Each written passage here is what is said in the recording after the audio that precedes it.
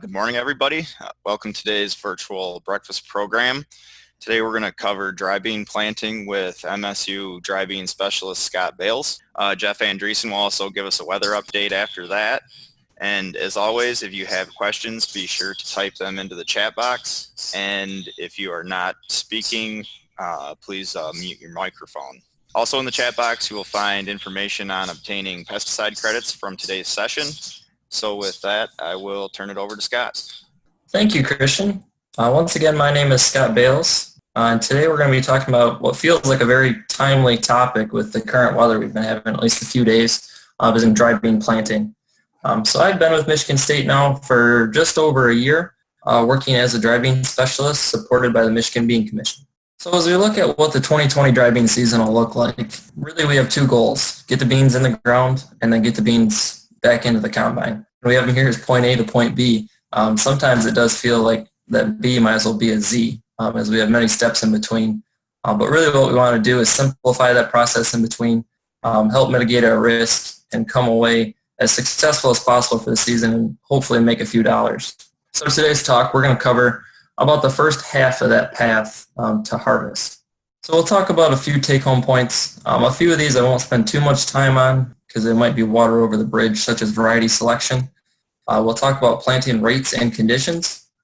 And we'll also have a few quick notes on soil fertility, weed control, and then I'll try to provide all of the tools I can for you guys, electronic resources and things that are available at your disposal when you have questions and other things like that. I want to make sure everybody knows what resources are available and how to find them. So talking about variety selection, this is a little bit, as I said, water over the bridge. Most seed decisions are made very early in the season or the fall prior to planting. But I want to make sure everybody is aware of these resources that are available when looking at varieties, because I do think it's important to utilize all of your available resources when making seed decisions for the next year. I have an image here pulled up of a table out of our dry bean research report that's published by the Michigan Bean Commission. These trials have been done now for going over 40 years, I do believe, testing all of our major market classes in Michigan in our dry bean production regions. Here we have a black bean table pulled up with Bay, Huron, Sanilac, and Tuscola counties. Within these tables, we have maturity data, lodging, yield, and also disease resistance / tolerance type ratings done on these varieties to really provide some background on varieties that you may not be familiar with on your farm when making those decisions. Also, we do know that some 2020 seed decisions were made by availability. As seed was looking very, very tight in that early spring. Some people were looking to put in a few more bean acres for this year. Seed was tight, and you may be dealing with a variety that you either hadn't preferred or weren't familiar with. So if you want to look at some more information on that variety, these tables are available. They can be found at michiganbean.com/research. And it may help you in some of those thought processes as we go forward. If you weren't familiar with maturity, maybe moving some things around to get those later beans planted earlier. So moving on to planting rates and conditions, there's kind of two main points we want to talk about here. We do always prefer soil temps above 60 degrees when planting dry beans. Fortunately this year it looks like that's something we will have. We don't always have that. But we do prefer that because dry beans are very vulnerable in the soil, be it disease, insects, or simple waterlogging. We want to get those beans into the soil and emerged as soon as possible to help mitigate that risk. And another factor in making that decision is selecting fields for your beans that are well-drained soils, either through a good tile drainage system or a general lighter texture, and to avoid that waterlogging if possible. And on that second note of avoiding waterlogging, sometimes that involves a little bit of patience in planting season, looking at those weather patterns that Jeff will talk about here in a little bit, and trying to avoid those excessive rainfall periods after planting prior to emergence. Thinking about soil temperatures, I did pull this data from the research farm in Ridgeville. What I have pulled up is a graph of soil temperatures for 2019 and 2020 for the month of May through the 25th. And we see up until about last week, we were about pretty well on course with 2019. And then we started about a vertical trend in, definitely a positive slope for the past week in soil temperatures at the research farm. To where I looked yesterday, I think we were at 66 degrees for an average soil temperature. for that 2-inch bare soil temp. So that's definitely very conducive for dry bean planting as we move into June. So the next question I've got quite frequently from growers in the past couple weeks is, how early is too early to plant dry beans? Which I think is an interesting question. And that question is also followed with, well, what is the optimal planting date for dry beans?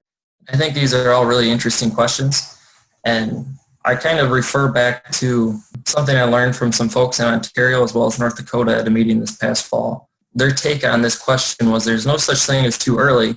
There is only too cold or too wet, which I think is a very good way to describe this. They were able to produce some data. This is out of North Dakota, looking at both pinto, navy, and black beans for a planting date trial. And they categorize these as early, normal, and late planting dates. While planting dates in North Dakota can be quite different than here in Michigan, I think we can all relate to the early, normal, and late categorization. And what they found was that between early, normal, and late, there often wasn't a drastic yield difference between those planting dates. But where they did find differences in yield related to planting date was when we had weather-related incidents, such as heavy rainfall or cold soil temperatures. Those could often relate in severe reductions in yield. So those are the two things that we really want to avoid with dry bean planting, is cold and wet weather. So talking a little bit about rates, we have the question of row width. What is the best width for dry edible beans in Michigan? And there was extensive work done on row width between 2010 and 2012 through some Michigan Bean Commission funded research. And when we say narrow and wide rows, when we talk about narrow, generally I refer to 15 to 22-inch rows. And when I categorize them as wide, I'm thinking of 30-inch row widths. And what a lot of that work had found between those years is that generally narrow rows did support increased yields. While this was not always the case, that was the general trend. But narrow rows did support increased weed suppression. And as we've moved forward with narrow rows, some questions have come up about the potential relationship between narrow rows and increased white mold severity. And that's a research question that we'll continue to address going forward, of whether those 30-inch rows do help with white mold severity on some of our more mold-prone fields or locations. So as we move into discussing planting populations or your planting rate, I have a chart here of a observational type study that we did last year. We did this up in Bach, Michigan with black beans in 20-inch rows.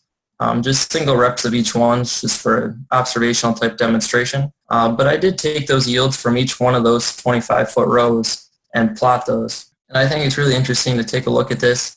We had populations from as low as about 75,000 plants per acre emerged up to about 225,000. Overall, we did not have a significant trend in those unreplicated plots, but we were able to have some very high yields under this whole range of populations, showing that edible beans are very capable of adapting to that planting population, given that it is an even stand, even at low or high populations. Let's look at that question a little more scientifically. Some work was done in those years of narrow row work from 2010 to 2012 in Michigan as well. When looking at 20-inch rows, it does appear there is about a sweet spot of around 130,000 plants per acre. It's a good target goal. However, through those studies, it was found that there was no effect on yield from populations down to 79,500 up to 130,000. And that project was done by Christy Sprague and one of her graduate student, Ryan's Holmes. They did find some differences in weed control, however, with those row widths and populations. Greg Varner had also found very similar results in those years with populations from 102,000 up to 142,000. There was often no effect on edible bean yield in 20-inch rows. So moving on to some of our soil conditions, the majority of our dry edible beans are seeded into conventionally tilled systems in Michigan. However, this is a proven system and is shown to work and get good emergence. I wouldn't discourage folks from experimenting a little bit with some different tillage systems, whether that be conservation type systems or strip tillage. I always think it's good to try some different things and really step outside the box. Maybe not on all your acres, but a few here and there. And I would love to hear about your guys' experience with those different systems. Overall, it's all about finding the system that works for your farm. Something that works for somebody in Montcalm County isn't always going to work for somebody in Tuscola County. That's about what works on your acres. But one major factor to consider when thinking about tillage is weed control. We don't want to underestimate the need for that early season weed control in edible beans. And we need to be able to control those weeds either through tillage or an effective burn down of those weeds in the early part of that season. Moving on to talk a little bit more about weed control. I want to make sure you guys know what resources are available when looking for different herbicide programs in edible beans. Christy and Aaron Burns have put out the weed control guide for field crops for 2020. There is a dry bean section in this looking at both your early season pre-emergence or PPI programs, post, and our harvest aid applications. And the one note I always take from Christy is to start clean. That's a quote I've heard her say many times, and I think it's especially relevant to edible bean production. We need to start clean with those weeds to ensure we have success for that season. And as we talk about starting the season off right, we also want to mention soil fertility and nutrient management. This is also an essential step in that process. And we do have a resource available for that as well. We have the nutrient recommendations for field crops in Michigan that helps you with some baseline recommendations for edible beans. The one thing we don't want to get into is, rushing our beans in the ground. We know that once the planter starts rolling and conditions are good, oftentimes it is difficult to stop. I would recommend having those patience and making sure we have the right nutrients applied to those fields before we do plant our dry beans. And another quote I've heard from Kurt many times too is start right to finish well. I heard this a lot from him over the past winter as he was able to speak at our dry bean meetings. And I think that really is a good point for dry beans. We're a relatively short season crop. And if we set that bean behind for whether it's 5 to 10 days, that's a fairly large percentage of our season for dry beans when we compare that to whether it be a longer day soybean or a corn crop. So kind of looking down the road a little bit farther, we want to talk about what's next. And two things we really want to have on our radar is both insect management and our foliar disease management. And the two ways that we need to stay on top of these is be in your bean fields. We need to scout those fields and have an idea of where those beans are at and what issues we potentially have arising. And some helpful tools when you guys are out looking at those beans that we have put out an insect management guide for dry edible beans. Chris DeFonso worked on this, and I was able to help her a little bit towards the end. That has some really great resources that can help you in the scouting of those beans, as well as some different thresholds and insecticide recommendations. I've pulled up on the screen here a nice calendar that is available in that. It kind of helps you by month look at what pests are active and what you should be looking for, as well as some of the damage symptoms that you could expect to see from each specific pest in each different time point of the growing season. Another resource that we do have is the 2019 Michigan Dry Bean Research Report.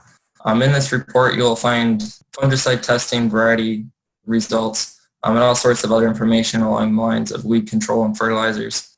It's a great recommendation to look at, to help in making those decisions between fungicide programs for white mold, different topics such as that.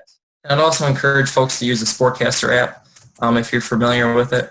It's something I've been able to test the past couple of years. What you're actually able to do with this app is map your fields and help put in some different factors, and it helps evaluate your risk for white mold at each specific time. While this was generated specifically for soybeans, we do find it's quite applicable to dry land or rain-fed dry edible beans and help evaluating that risk. I think it's just a very nice, useful tool when making those application decisions of whether you should apply for white mold or not, or if you're looking at second applications to help validate that and put a risk number on there. And with that, that will wrap it up for the day for me. Scott, I do have one question for you. If we're putting beans into a field that's particularly at risk for white mold, what kind of application timing should we look at? What growth stage? Yeah, so when we're thinking about white mold, we're looking a little later into the season. Typically, we target that R1 application timing, but we have found in the past couple of years that even 7 to 10 days past that R1, we retain some pretty good fungicide efficacy on white mold. So we don't want to wait too long, but if conditions are not favorable for application right at R1, it is okay if we wait a few days. All right, we don't have any other questions at this time. Thanks, Scott. Thank you. And thank you everyone for attending today. Make sure and follow us on Twitter, Spotify, Facebook or the Apple Podcasts. We also have all of the information that has been recorded today and will be available on our MSU Extension Field Crops webpage, as well as check us out on Twitter at MSUE Field Crops. Thanks everyone and have a great day.